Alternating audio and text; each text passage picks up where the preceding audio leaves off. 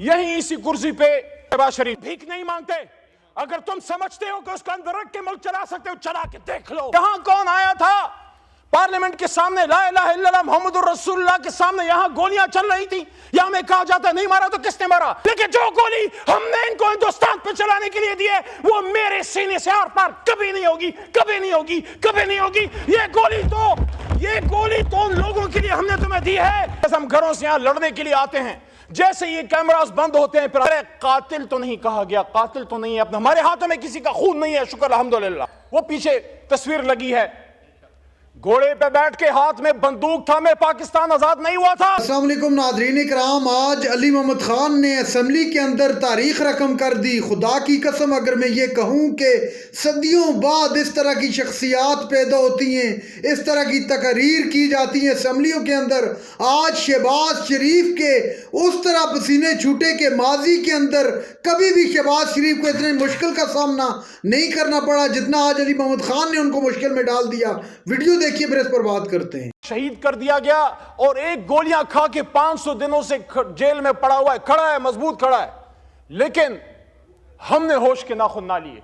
जनाबे चेयरमैन साहब के कोई भी सियासतदान हो, सियासतदान गोली नहीं मारता, सियासतदान बात करता है। सियासतदान की खूबी यह है कि वो बगैर लड़े आपको मुल्क दे देता है। वो पीछे तस्वीर लगी है, घोड़े पे बैठ के हाथ में बंदूक था, में पाकिस्तान आजाद नहीं हुआ था। अफसोस उसकी सिर्फ तस्वीर पीछे लगाने के लिए हमने रख छोड़ी है और माल पानी बनाने के लिए रख छोड़ी है। कहते हैं कायदे आज़म दो तो काम होगा, शर्म नहीं आते हमें। यहां बड़ी बड़ी पॉलिटिकल लेगेसीज हैं और सबका मुझे एहतराम है क्योंकि ऐसे नहीं बनती, कुर्बानियों से बनती है। ये जो इस वक्त डी चौक में शहीद हुए पड़े थे, इनको क्या हिंदुस्तान में आके मारा है? आर्मी पब्लिक स्कूल का सानिहा कल की तारीख में हुआ था। 16 दिसंबर पाकिस्तान की तारीख का स्याह तरीन दिन है। 1971 में एस्टैब्लिशमेंट सियासतदानों को दोष देती है, सियासतदान एस्टैब्लिशमेंट को दोष देते हैं। कोई कहता है जनरल यहया ने फौज कुशी की, कोई कहता है तुमने इधर हम उधर तुम का नारा लगाया, कोई कहता है हाइब्रिड रजीम है। यह हाइब्रिड रजीम क्या 2017 से आई? 1986 में जब मोहतरमा बेनजीर भुट्टो शहीद पाकिस्तान उतरी एग्जाइल के बाद, पाकिस्तान की तारीख शायद है कि या वो दिन था या 30 अक्टूबर 2011 जब पूरा लाहौर निकल आया था, या पूरा लाहौर बेनजीर के लिए निकला है या इमरान खान के लिए निकला है।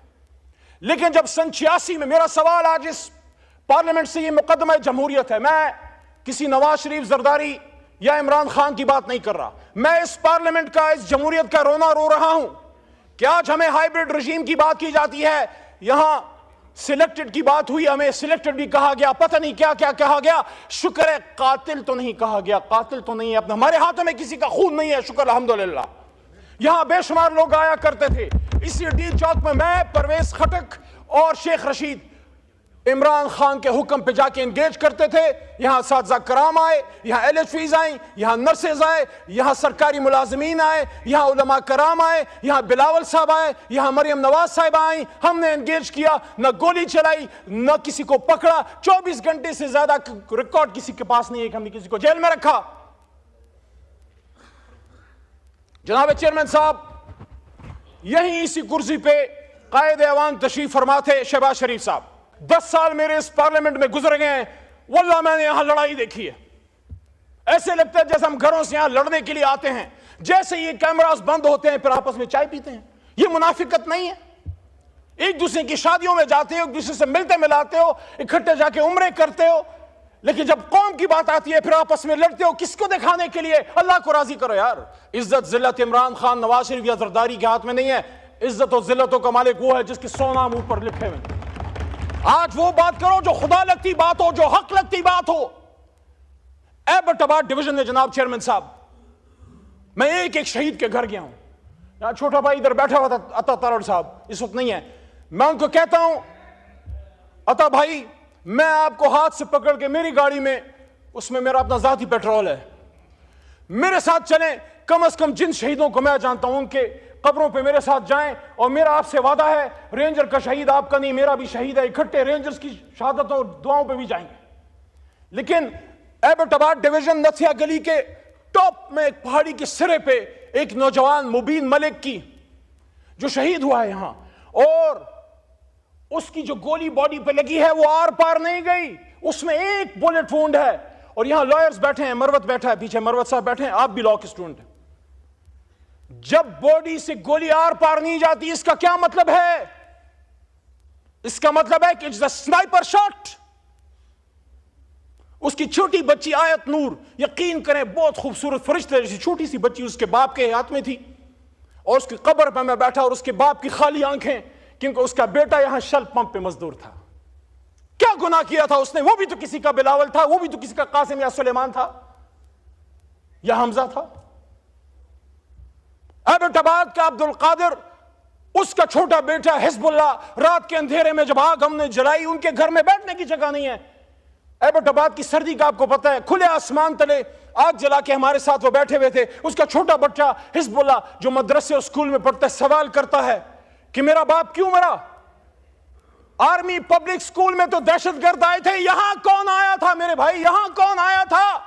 پارلیمنٹ کے سامنے لا الہ الا اللہ محمد الرسول اللہ کے سامنے یہاں گولیاں چل رہی تھی، یہاں میں کہا جاتا ہے نہیں مارا تو کس نے مارا؟ جو یہاں ڈی چوک پہ شہید ہوئے ہیں آغا صاحب، ان کی نہ صرف جان گئی ہے بلکہ ان کا مان بھی ٹوٹا ہے۔ میں دل کے درد سے یہ کہہ رہا ہوں، ان کو یہ پتا تھا کہ گرفتار ہو جائیں گے، آنسو گیس چل سکتی ہے، لاٹھی چل سکتی ہے، ہاتھ پیر ٹوٹ سکتے ہیں، لیکن جو گولی ہم نے ان کو ہندوستان پہ چلانے کے لیے دی ہے وہ میرے سینے سے آر پار کبھی نہیں ہوگی، کبھی نہیں ہوگی، کبھی نہیں ہوگی۔ یہ گولی تو ان لوگوں کے لیے ہم نے تمہیں دی ہے کہ جو لوگ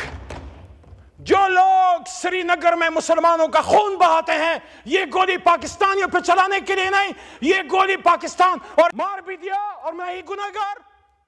مذاکرات نکل آئے گا، عمران خان بھی انشاءاللہ 500 دنوں سے کھڑا ہے۔ ہم مذاکرات کی ہم ایک مطالبہ کرتے ہیں، ڈی چوک کے خون کا انصاف چاہیے، ہمیں اور کچھ نہیں چاہیے۔ مجھے بھی ساتھ عمران خان کے اندر ڈال دو، 78 دنوں تک رہا ہوں میں۔ خواجہ صاحب نے کہا نا۔ ناظرین کرام، آپ نے ویڈیو دیکھی، علی محمد خان نے آج حق ادا کر دیا۔ قومی اسمبلی کے اندر شہباز شریف اور اس کی حکومت پر کھل کر تنقید کی اور واضح بتا دیا آج کہ کس طرح ہمارے لوگوں پر سر عام گولیاں چلائے گی۔ ماضی کے اندر بے نظیر بھٹو کے ساتھ کیا کیا گیا، اس کے علاوہ ذوالفقار علی بھٹو کی مثال دی، عمران خان پر کس طرح سیدھی گولیاں چلائے گی۔ آج انتہائی جذباتی دکھائی دیے جناب علی محمد خان۔ یہ تقریر صدیوں یاد رکھی جائے گی اور دیکھی جائے گی۔